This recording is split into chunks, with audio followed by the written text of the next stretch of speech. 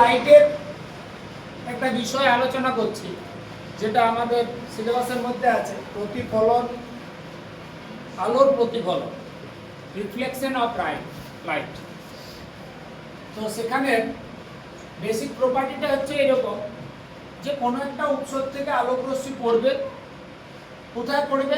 কোনো একটা দর্পণের উপরে পড়বে। দর্পণ মানে আয়না বা মিরর, যেটাকে আমরা বলি, মিররের উপর পড়বে এবং পড়ার পর আবার ফিরে চলে যাবে। যে মাধ্যম থেকে আসছে সেই মাধ্যমে ফিরে যাবে, তাই তো? যখন ফিরে যাচ্ছে তখন এই যে আলোটা একটা উৎস থেকে এসে এই জায়গাতে আমাদের মিরর রাখা আছে, এই মিররের এই পয়েন্টে এসে পড়ছে এবং পড়ার পর এইটা অটোমেটিক রিফ্লেক্ট হয়ে করে অন্য আবার আগের মাধ্যমে ফিরে যাচ্ছে। যে আলোক রশ্মিটা আসছে এইটাকে আমরা বলছি যে এটা হচ্ছে, যেহেতু পড়ছে, আপতিত রশ্মি বলা হয়। এই রশ্মিটা উৎস থেকে এইখানে এসে যখন পড়ছে এটাকে আমরা বলছি আপতিত রশ্মি, এবং এইখানে আসা যে বিন্দুটাতে ওই আলোক রশ্মিটা পড়ছে ওই বিন্দুটাকে আমরা বলছি আপতন বিন্দু।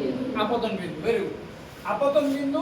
এবং পড়ার পর সেই দর্পণ কি করছে? আলোক রশ্মিটাকে ফিরে আগের মাধ্যমে পাঠিয়ে দিচ্ছে। তো এই যে ফিরে যাওয়ার যে আলোক রশ্মিটা, এই যে এইটাকে আমরা বলছি প্রতিফলন বা প্রতিফলিত রশ্মি। প্রতিফলনের ফলে হচ্ছে। এখানে দেখবে আরেকটা ছবি দেওয়া আছে, নিচের দিকে চলে যাচ্ছে, এটা রিফ্লেকশন। এটা আমরা পরে আলোচনা করব, প্রতিসরণটা আমাদের পরে আছে। তো এই যে প্রতিফলিত হচ্ছে যখন, তাহলে এই রশ্মিটাকে আমরা কি রশ্মি বললাম? আপতিত রশ্মি। যেখানে পড়ছে সেই জায়গাটাকে কি বললাম?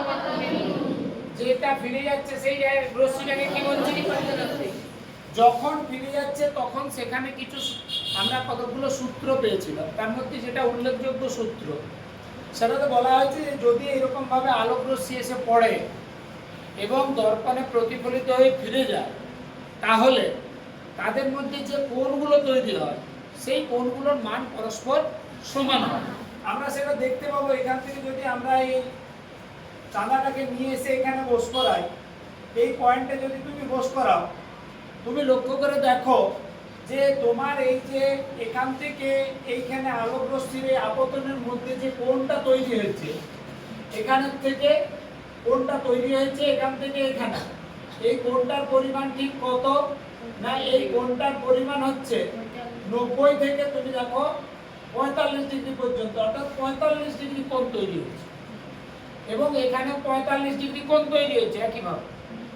এবারে এই যে কোণটা পড়লো, আপতন কোণ, এইখানে যে 45 ডিগ্রি কোণ তৈরি করলো, যখন ও ফিরে যাচ্ছে তখন এই জায়গায় শূন্য, এখান থেকে এই দিকে দেখো এই 30, 40 আর 5 45, মানে এখানেও 45 ডিগ্রি কোণ তৈরি করছে। তার মানে এই দিকে যত ডিগ্রি কোণে ও পড়েছে সেই পড়ার কোণটা যদি তুমি চেঞ্জ করবো বলো যে স্যার এটাকে একটু চেঞ্জ করে দেখা যাবে, যদি দেখছি, হ্যাঁ এই যে দেখো চেঞ্জ করা হয়, যদি তুমি এই কোণটাকে ধরো সাপোজ 60 ডিগ্রি করে দিলে, তোমার এখানে এটা মিডল, এখান থেকে এই কোণটা আপতন কোণটা 60 ডিগ্রি, তুমি দেখো এখানেও এই যে প্রতিফলিত হয়ে এখানে যে কোণটা তৈরি করেছে এটা 60 ডিগ্রি, ঠিক আছে? তাহলে আবার যদি তুমি বলো যে না স্যার এটাকে আমি কমিয়ে এখান থেকে এইদিকে নিয়ে চলে যাব,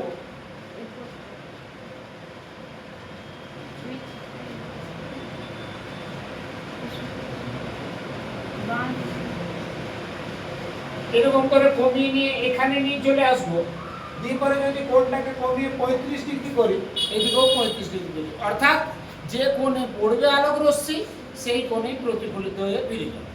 অর্থাৎ আপতন কোণ, এই যে কোণটা পড়লো এই কোণটাকে আমি বলছি আপতন কোণ, আর যে কোণে ফিরে যাচ্ছে সেটা হচ্ছে প্রতিফলন। ঠিক আছে?